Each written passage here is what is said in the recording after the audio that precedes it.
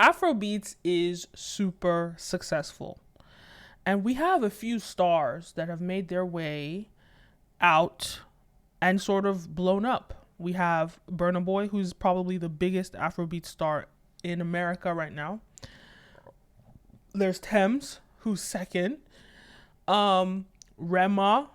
I'd say Rema and Tems are probably on the same level right now. And of course we have Davido. We have Wizkid is not really big in the States. Ira Star is up and coming. And there's Tyla. She's South African, but she's in this Afro-Fusion, Afro-Pop genre. So I want to talk about the problem with Afro-Pop and Afro-Fusion, this new category that they're trying to create, which really serves as erasure of Afrobeats and really doesn't serve the collective. If you're new here, my name is Kenim and you're watching Brand Video Pro. Let me repeat that. If you're new here, my name is Kenim and you're watching Brand Video Pro. Guys, make sure you check out my members group, my memberships here on YouTube, where I make exclusive videos, more detailed, more in-depth videos that really teaches you about the, entertainment industry, music. I have a section for music. I have a section for just media. I have a section, for everything. So check it out, sign up, subscribe. It's really affordable. But let's get into this problem here that I see happening. This new genre that they're trying to push, Afropop, Afro-Fusion. Burna Boy is saying, I'm not an Afrobeats artist anymore. I am an Afro-Fusion artist. I am not Afropop anymore. I'm not, Afrobeats. I am Afropop. And what is the problem with that? Let's all remember this idea that, without Afrobeats, none of these people would even be here. So why is it whenever you get to the top, you try to kick away the ladder and rebrand yourself? When the way that music works, the reason that genres work is because sales work in that same way, right? So in business, when you're trying to sell something in a category, whether it's on Amazon, whether it's on Spotify, people will search you through that category. Now, Afrobeats blew up because not just because one person was in that category, but most of Nigerian music, 95% of Nigerian music has been in the Afrobeats category for the past 14 years. And obviously West Africa also joined in on that. South Africa is Amapiano. So that's a different thing. And so the reason why all of these people made it internationally is because of those playlists on Spotify, on Apple Music, on YouTube Music. Those playlists are Afrobeats playlists. Yeah, there are some playlists that fuse music around the continent, specifically Amapiano and Afrobeats. They fuse it. There are playlists that do that. But the reason what made it here first was Afrobeats, right? It was Wizkid in 2016. One Dance. That's the first song that made it here. Yes, in the UK, it was D'banj in 2012. What's that song again? I am a Oliver Twist. That was in the UK in 2012. But as far as we're concerned here in America, it has been Afrobeats. And it's really interesting watching how the Afrobeats sound has sort of merged and, merged into what is an Afropop sound. So to make a new genre entirely and call it Afropop, I think is kind of disingenuous. And now let me really talk about the real problem here. It's this idea of kicking away the ladder. And because everybody has done this, once they made it internationally, they started changing their name or changing their brand or changing their genre and saying they're not Afrobeats, they're Afropop. It first happened with D'banj. Oliver Twist even had a little bit of techno in it. Very European, a very European music sound, even though techno started with black people.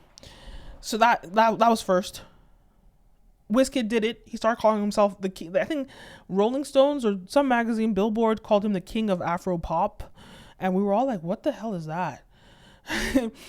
And then one thing I like about Davido is that he's stayed true to Afrobeats, and he doesn't let anyone call him anything other than Afrobeats. He's like, I am Afrobeats. Full stop. And that's why he's the biggest artist on the continent, because he doesn't try and sound Western.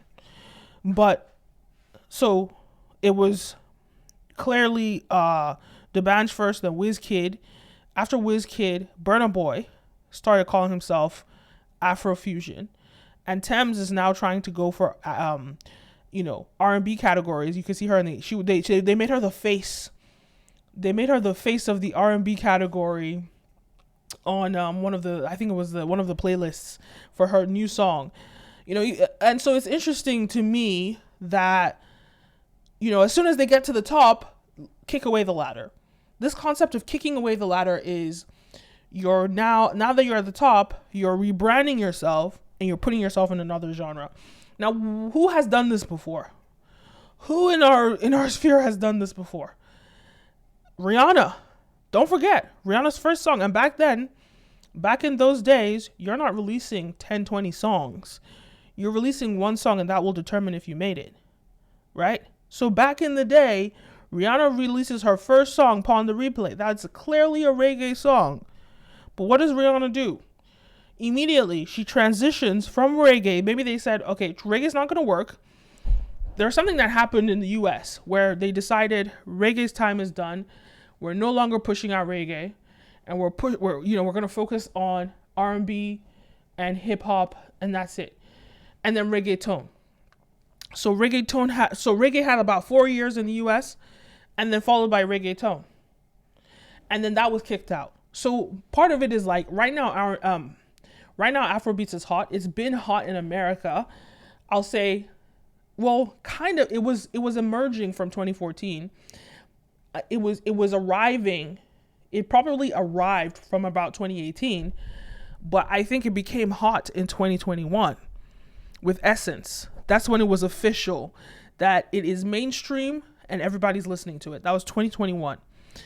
And so the way I see it, from 2021, we have a cutoff point. We have about 4 years before the industry could say, we're going to kick you out. Sure, there's a root following for Afrobeats, and music isn't as gatekept as it was back in the early 2000s for them to just kick it out. But yes, Hollywood can kick it out. We've done it. It's done it before. So this assumption that Afrobeats is here to stay is just ignorance, right? And so, like, Afrobeats doesn't have anything keeping it here. And if we have all these artists who, as soon as they blow, they migrate to a different genre, calling themselves whatever, we need torchbearers who are strongly, proudly going to call themselves Afrobeats and nothing else, who are strongly going to represent the genre and not start trying to rebrand them and talking down, like Burna Boy talking down on Afrobeats. Don't bite the hand that fed you. So all these people, Tems, Burna, Wizkid, these are Afrobeats acts. That's what opened the door for you. And some people are saying, well, they don't sound Afrobeats, blah, blah, blah, blah, blah, blah, blah. Anyone that's really saying that, you don't even know what Afrobeats is. Like, because when you think about how Afrobeats started, and not Afrobeat, but Afrobeats, you understand that they were throwing different things at the wall and just figuring out if it sounded good. There was no structure to it. It was just, let's try these different sounds. And there was such an array of different sounds. Some of it was what we're calling Afropop right now. Some of it was R&B, literally Style Plus, P Square. These were R&B songs, but we called it Afrobeats. So why does Tems get to change her genre and start calling herself R&B? Or Burna get to change his thing and say, I'm Afro-Fusion, when it's always been this way? because you're trying to blend into, you're trying to, in a way, it's, to me, it looks like you're trying to kick away the ladder. You're trying to make it to the top and say nobody else can come on top. And what they fail to realize is by them doing that, they only hurt themselves. Okay, Rihanna didn't hurt herself when she left and departed from reggae, but Rihanna's only one person. And the kind of star and superstar that Rihanna is, I just don't think any of those people that I mentioned have that kind of superstardom. Have that kind of consistent hit generation capacity. Especially not Burna Boy, because if you listen to his old stuff, let's just put it this way, he really worked to get to where he is now and collaborate with the people to write him good songs. And when you look at Burna Boy, all of his like huge hits have been songs that were remakes of whether it's of 90s songs or early 2000 songs. So like you don't really have any, okay, now his new album is hot, it's dope, but have these songs reached the same capacity as Sitting on Top of the World or Last? And so you're not coming from like an original, the original hit making artistry that Rihanna's coming from. And you have the cockiness to say, okay, kicking away the ladder. But you know what's more interesting to me? Because when it's time to apply for an Oscar, and when the Oscars then says, oh, Afrobeats is so huge, we're going to give Afrobeats its own category. When the Oscars, why I keep saying Oscars? When the Grammys start saying, we're going to give Afrobeats its own category, where are these people going to be? Where do you fit in? Because you've now disowned Afrobeats and you now say, oh, I'm Afro-Fusion. Where do you place yourself now? That's my real question. Where do you place yourself? And the irony to me is that these people will follow the money. When it's convenient for them, they will call themselves Afrobeats. When it's not convenient for them, they will try and change their name. So I just have to say that they don't get to say that they are Afro-Fusion. They don't get to disown Afrobeats. They don't have the privilege of doing that. When you are a creator, you don't get to determine how it's consumed. The market and the audience do. Just like when Facebook was created, Mark Zuckerberg did not get to decide what Facebook was going to be, what Instagram was going to be. The audience decided how they're going to use it.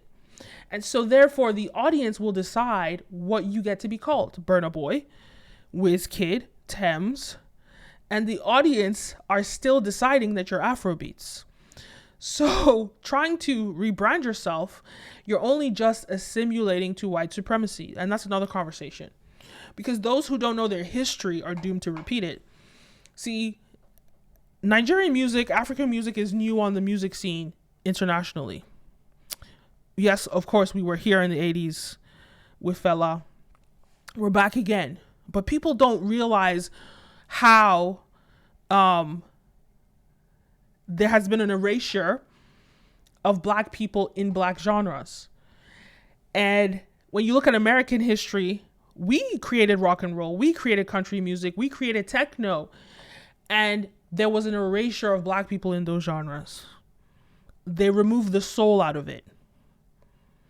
Then we saw people started waking up to this. And in the 90s, in the probably late 80s, 90s, they started realizing we need to gatekeep our genres. Hip hop, this new thing that came on the scene, hip hop is like, whoa, we're not letting them to appropriate and take our genre. So for that period where hip hop was really, it's still hot right now, but when hip hop blew up, they gatekept it, and they did not allow white society take over the genre and appropriate it. And funny enough, the same thing kind of happened with R&B. My last video, I talked about our R&B's big comeback. R&B did not allow white people take over. Even though people like Justin Bieber, who I love, kind of came into the genre and represented the genre, nobody allowed him. But what happened was the industry decided we're no longer going to let R&B be hot anymore. We're going to make this genre, we're going to mute this genre by every other genre appropriating it. And it was allowed because hip hop appropriated it. And hip hop is a black genre. So once hip hop pop appropriated it first. And then specifically in these award shows, even when white artists are making R&B songs like Justin Bieber, the awards are like, no, we're going to give it to black people. Because R&B is a black genre. And there's a reason for that. The reason is because of the history of erasure of black people. And so what's interesting to me, I don't think what Afrobeats is realizing that could happen. We already have South America copying and appropriating Afrobeats. Literally listen to their music. A lot of it, appropriation. Bad Bunny, he appropriated some Afrobeats tunes. I just heard another song and it was all South American. So they love the genre. Obviously, a lot of African slaves, Yoruba slaves were sent to Brazil and all these places. We have a lot of ties with South America, but funny enough, historic ties, not present ties. Because we don't speak the same language, we're very disconnected, and a lot of people are not paying attention to the fact that Latino music, South American music, Hispanic music is appropriating Afrobeats. We're not attuned that we need to gatekeep our genre in a way that we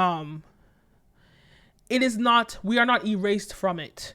I think that in America, people have been very, very intentional because Americans are very aware of cultural appropriation, even Nigerians. And the first sight of a non-African appropriating Afrobeats, they will get trolled on the internet and destroyed. And Nigerian Twitter is harsh, or it's called X now. Nigerian Twitter is harsh. So you're not going to appropriate Afrobeats. Like, look at how much backlash Justin Bieber got for his, for Essence, even though he's the one that propelled, Beyonce. You could say Beyonce did too in 2020. You could say Beyonce did, but I think I really saw it happen with Essence. But either way, or was it 2019 when The Gift came out? No, but I'd say it's Essence that really like solidified Afrobeats on the map here. But either way, we have to be careful about Black African erasure from Afrobeats. And if Burna Boy and people like Burna Boy are calling themselves something else and trying to jump ship, soon enough, that Afropop, that Afrobeats, it's going to be whitewashed. Those who don't know their history are doomed to repeat it. So learn a little bit about the history of the erasure of Black people from Black music so you can understand why it's important to gatekeep our genre and to not jump ship the second we get some cash from the US. Come on, do better. Anyway, let me know your thoughts about this. Leave a comment down below. Don't forget to like, follow, subscribe, all the above. You're watching Brand Video Pro, and I'm your host, Kenim O, and I'll see you next time. Peace.